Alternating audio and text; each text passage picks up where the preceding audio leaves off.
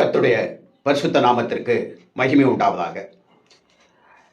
இப்படி இருக்க வேண்டாம், அப்படி இருங்கள்.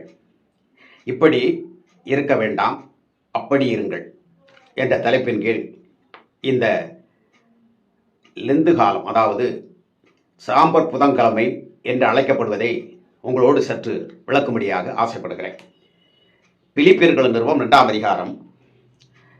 அப்போஸ்தலனாகிய பவுல் பிலிப்பியர்கள் நிருபம் 2ஆம் அதிகாரம். கிறிஸ்து இயேசுவில் இருந்த சிந்தையே உங்களிலும் இருக்க கடவுது. 5ஆம் வசனம் சொல்கிறது. 6, அவர் தேவனுடைய ரூபமாயிருந்தும் தேவனுக்கு சமமாயிருப்பதை கொள்ளையாடின பொருளாக எண்ணாமல். 7, தம்மைத்தாமே வெறுமையாக்கி அடிமையின் ரூபம் எடுத்து மனுஷர் சாயலானார்.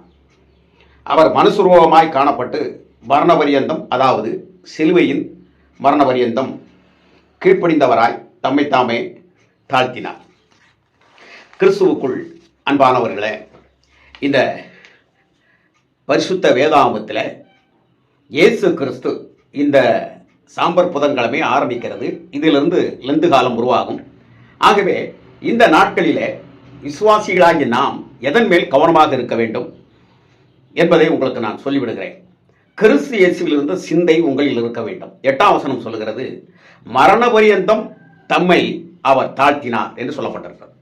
அப்போ மரண பரியந்தம் என்று சொன்னால் மரணத்துக்கு பின்பு, அதாவது இந்த உலக வழக்கத்தின்படி, ஆராய்ச்சியின்படி அவனுக்கு வாழ்க்கை இல்லை. தெரிந்து கொள்ளுங்கள், கிறிஸ்தவத்தில் அப்படி அல்ல. ஆகவே மரண பரியந்தம் இந்த உலக வாழ்க்கையில் தேவன் நமக்கு கொடுத்திருக்கிறதான நாட்களிலே கடைசி வரைக்கும், முடிவு வரைக்கும் நாம் நம்மை தாழ்த்த வேண்டும். தேவனுக்கு முன்பாக நாம் தாழ்த்த வேண்டும், நம்மை தாழ்த்த வேண்டும். நான் என்கின்ற அகங்காரம் இருக்கக்கூடாது.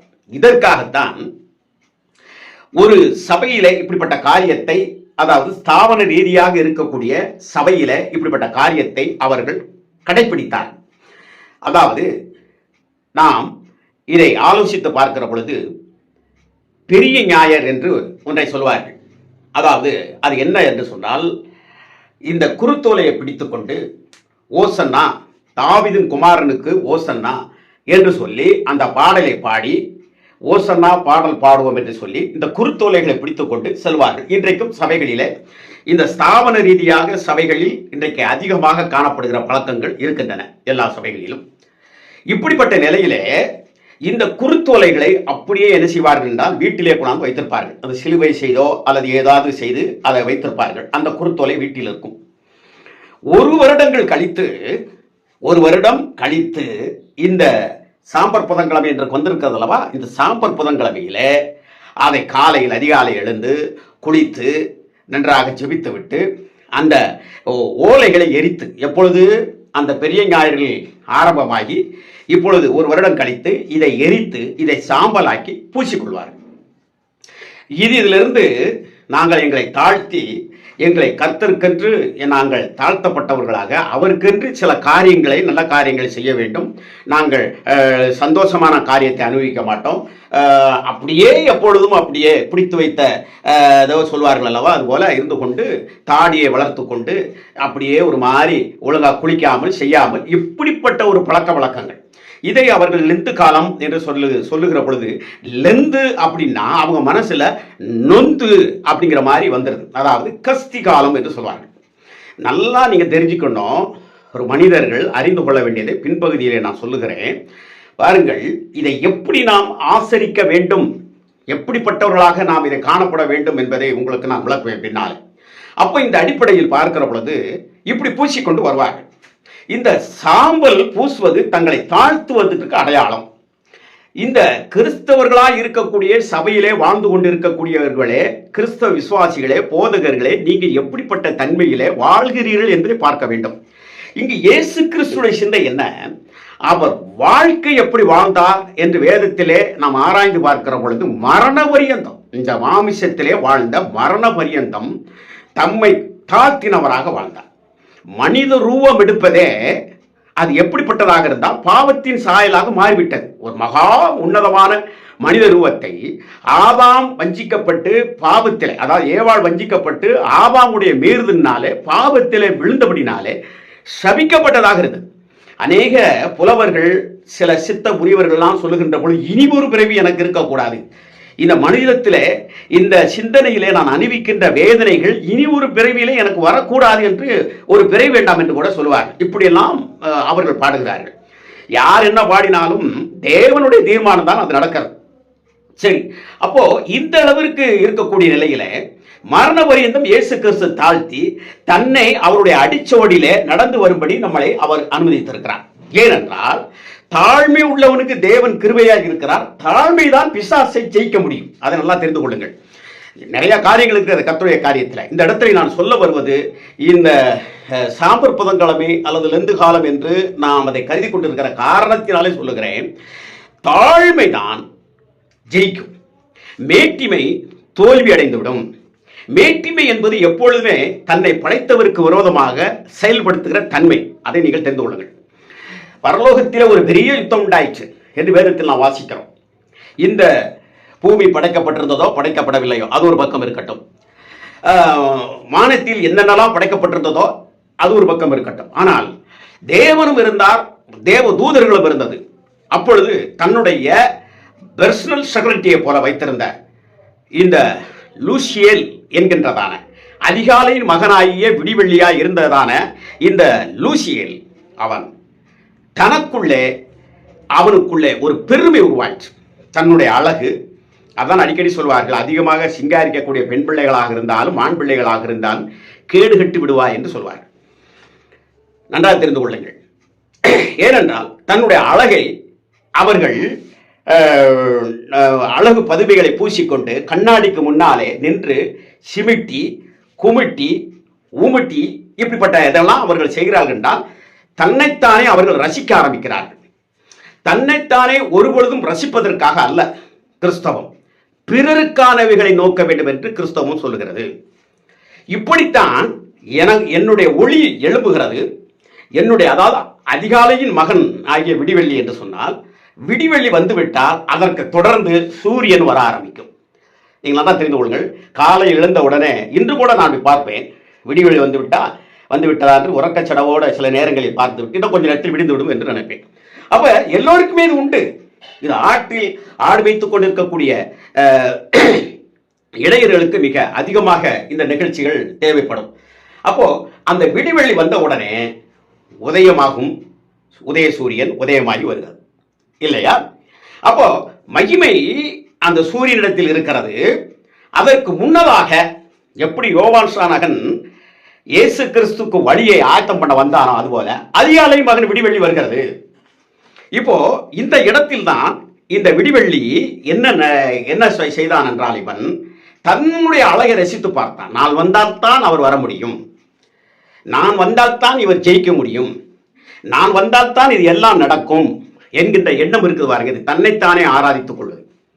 தெரிந்து கொள்ளுங்கள், தன்னை ஆராய்வது வேறு. பெருமையினாலே தன்னை அலங்கரித்து தன் அழகை ரசித்துக் கொண்டிருப்பது தன்னைத்தானே ஆராதிப்பதற்கு ஏற்றதாக மாறிவிடுகிறது. இப்படிப்பட்ட ஒரு தன்மையை இவன் செய்ய ஆரம்பித்தான். அது மாத்திரமல்ல, இவன் என்ன செய்தான் என்று சொன்னால், தனக்கு கொடுத்த சுதந்திரத்தை மற்றவர்கள் மத்தியிலும் எண்ணிலடங்கா தூதர்கள் மத்தியிலும் அந்த கலையை விதைத்து அந்த பெருமையை உருவாக்கி தேவனுக்கு விரோதமான எண்ணம் கொள்ள வைத்தான். அப்பொழுது அவன் அங்கே தோற்கடிக்கப்படுகிறான். எதனால்? நல்லா தெரிந்து கொள்ளுங்கள். இன்றைக்கு சபை வீழ்ச்சி அடைவது எதனால்? ஒரு ஊழியக்காரன் வீழ்ச்சி அடைவது எதனால்? ஒரு விசுவாசி வீழ்ச்சி அடைவது எதனால் என்றால் மேட்டிமை தான் காரணம். என்னை இப்படி சொல்லிவிட்டார்களே, நான் யார் தெரியுமா? என் குலம் என்ன தெரியுமா? என் கோத்திரம் என்ன தெரியுமா? நான் எப்படி குண்டா சட்டிக்குள் பொறிக்கப்பட்டுக் கொண்டிருப்பேன். அண்டா சட்டி, நான் குண்டா சட்டி என்று சொல்லி குதிரையை எதில் ஓட்டிக்கொண்டு இவன் இருப்பான். நீ ஓட்டுறதெல்லாம் ஒரு குண்டா சட்டிக்குள்ள குதிரை ஓட்டுற மாதிரி தான். கொஞ்ச நாள் தான் ஓட முடியும், அப்புறம் எல்லாம் கலண்டு போயிடும், நட்டு கலண்டு போயிடும். அப்போ இந்த இடத்துல இந்த மேட்டிமையானது அவன் என்ன செய்தது என்று சொன்னால் கீழே விழ வைத்தது. ஒளியானவன் இருளாக மாறினான். எந்த ஒரு மனிதனுக்குள்ள பெருமை ஏற்பட்டு சபையிலே அவன் அதற்கு கூறிய அந்த பெருமைக்குரிய தனக்கு கிடைக்கவில்லை என்றால் அவனுடைய முகம் இருளடைந்து போயிருப்பதை நீங்கள் பார்க்க முடியும். ஆனால் தாழ்மையின் சிந்தை உள்ளவன். கிறிஸ்து இயேசுவினுடைய சிந்தை அவனுக்குள்ள இருக்கிறபடினால் இந்த உலகத்திலே மாம்சத்தில் இருக்கிற வரைக்கும் தேவன் தன்னை அவர் தாழ்த்தி இருக்கிறார். அவரை ஆராதிக்கிற நான் அவரை போல நான் வாழ்வேன் என்ற ஒரு முகத்தோடு அந்த சிந்தனை அவனுக்குள் வருகிற பொழுது ஒரு மகிமையான அவன் தேவனை தொழுது கொண்டிருக்கிறான் என்பதை ஊர் உலகத்திற்கு காட்டும். ஆகவே இங்க சாம்பலை தேய்ப்பது என்னவென்றால் ஒரு தாழ்மையை குறிக்கிறது. ஆபிரகாம் சொல்வார், கர்த்தருக்கு முன்பாக நிற்கும் போது தூளும் சாம்பலுமாய் இருக்கிறவன் பேசுகிறதாவது. சாம்பல் சொல்வார். அந்த காலத்துல உபாசம் இருக்கக்கூடியவர்கள் சாம்பலிலே உட்கார்ந்திருப்பார்கள். யோபை எடுத்துக்கொண்டால் அவன் தன்னுடைய கொடுமையான ஒரு சூழ்நிலையில தன்னை அவர் வெறுத்து அவன் சாம்பலில் இருந்து ஒரு ஓட்டை எடுத்துக்கொண்டு சுரண்டி கொண்டிருந்தான். யோனா பிரசங்கித்த பொழுது நினிவேன் ராஜா தன்னுடைய சிங்காசனத்திலிருந்து இறங்கி அவன் சாம்பலிலே வந்து உட்கார்ந்தான். இப்படி எண்ணற்ற மக்களை வேதத்திலே நாம் வாசிக்கிறோம். தங்களுடைய தாழ்மையினுடைய அடையாளமாக அவர்கள் சாம்பலில் உட்கார்வார்கள். இதுபோல இந்த நாட்கள், இந்த லெந்து நாட்களிலே தாழ்மையினுடைய அடையாளமாக அவர்கள் சில திருச்சபைகளிலே அந்த ஞாயிற்றுக்கிழமையில் அந்த பெரிய ஞாயிறிலே ஊர்வலமாய் போய் கொண்டு போன அந்த ஓலைகளை எரித்து பூசிக்கொண்டு இந்த சாம்பர் புதன்கிழமை என்று வருவார்கள். தங்களை தாழ்த்திக் கொள்ளுகிறோம் என்று வருவார்கள். இது உருவத்திலே பூசுகிறதல்ல, நன்றாக தெரிந்து கொள்ளுங்கள். உருவத்திலே பூசி எல்லோரும் பார்க்கக்கூடிய அளவிலே அப்படியே ஆண்டவரை போல ஒரு சாந்த சுருவியாக தாடியை வளர்த்து கொண்டு இப்படியெல்லாம் இருப்பார்கள். அப்படி அல்ல. எங்கள் சபையில் தாடி வளர்க்குற அறவே ஒழிச்சேன். அதற்கு நான் விளக்கம் சொல்கிறேன். அப்புறம் நல்லா நீங்கள் கவனமாக கேளுங்க. இந்த இடத்துல என்ன நடக்கிறது என்றால், இந்த உருவத்திலே பூசி உள்ளத்திலே பூசாமல் இருப்பது சாம்பலை. அப்படின்றால் என்ன? உள்ளத்திலே மேட்டிமை, ஆஹா ஓஹோ என்று இருப்பது, யாரையும் மன்னிப்பது கிடையாது, எந்த ஈகையும் செய்வது கிடையாது, வலது கை கொடுப்பது இடது கைக்கு தெரியாமல் அப்படிப்பட்ட ஈகை செய்யக்கூடிய நாளாக அதை மாற்றிக்கொள்வது கிடையாது. இவர்களோ எல்லாரும் அழைத்து அவர்கள் முன்னிலையில பெரிய ராஜாங்கத்தை போல செய்யக்கூடியவர்களாக அந்த காரியங்களை செய்வார்கள். காரணம் என்ன? உள்ளத்தில் இவர்கள் சாம்பலை பூசவில்லை, மாறாக இவர்கள் உருவத்திலே பூசி இருக்கிறார்கள். இதுவும் ஒரு உருவ வழிபாடு தான். நன்றாக தெரிந்து கொள்ளுங்கள். நீங்கள் யூடியூப்பிலே பார்க்கிறபடினால் கால சமீபமாக இருக்கிறபடினாலே நான் தொடர்ந்து சில காரியங்களை இதை தொடர்ந்தே நான் பேசி வருகிறேன்.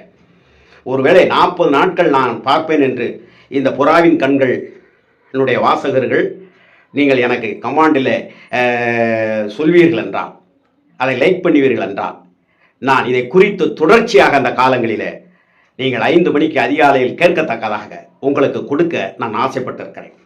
ஏனென்றால் எந்த விதமான சடங்காச்சாரத்தின் வணக்கமோ அல்ல, சாஷ்டாங்கமாக உன் உள்ளம் தேவனை தொழுது கொள்ள வேண்டும். உன் உள்ளத்தில் நீ ஒரு தாழ்மையை, கிறிஸ்துவின் தாழ்மையை, அவர் எப்படி மரண பரியந்தம் இருந்தாரோ அந்த சாம்பலை அவர் தேவ கோவாக்கினையினால் உனக்காம் எனக்காம் எரிக்கப்பட்டது போல மற்றவர்களுக்காக நாம் செலவு பண்ணக்கூடிய நாளாக இந்த நாளை நீங்கள் ஆசரிக்கின்ற பொழுது, தொழுது கொள்ளுகின்ற பொழுது, இந்த நாள் மட்டுமல்ல எந்த நாள் தொழுது கொள்ளும் பொழுது, எப்பொழுது இயேசு கிறிஸ்து வந்தாலும் அல்லது எப்பொழுது மரணம் வந்தாலும் நான் அவருக்குரியவன் என்கின்ற நிலைக்குள் நீங்கள் வர முடியும். அப்படிப்பட்ட நிலைக்குள் நீங்கள் வருவதற்காக அன்புக்குரியவர்களே, இந்த நாளிலே, இந்த சாம்பர் புதன்கிழமையில் நாம் எந்த சித்தாந்தத்தை, எந்த வேதாந்தத்தை கடைபிடித்துக் கொண்டிருக்கிறோம்?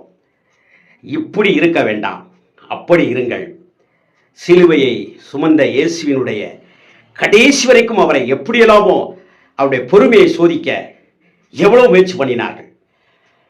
அவர் எல்லாவற்றையும் மரண பரியந்தம் தன்னை கீழ்ப்படிந்தவராக தாழ்த்திவிடினால் எல்லாவற்றுக்கும் அவர் உயர்ந்தவராக மாறினார். உயர்வை பெற்றுக்கொள்ள தாழ்மையின் சிந்தைக்குள் நாம் ஆழம் அகலம் இன்னதென்று கிறிஸ்துவை ஆராய்ந்து கொள்ளுகின்ற நாட்களாக நாட்கள் இருக்கட்டும். கர்த்தர் நம்மளை ஆசீர்வதிப்பாராக. ஆமென்.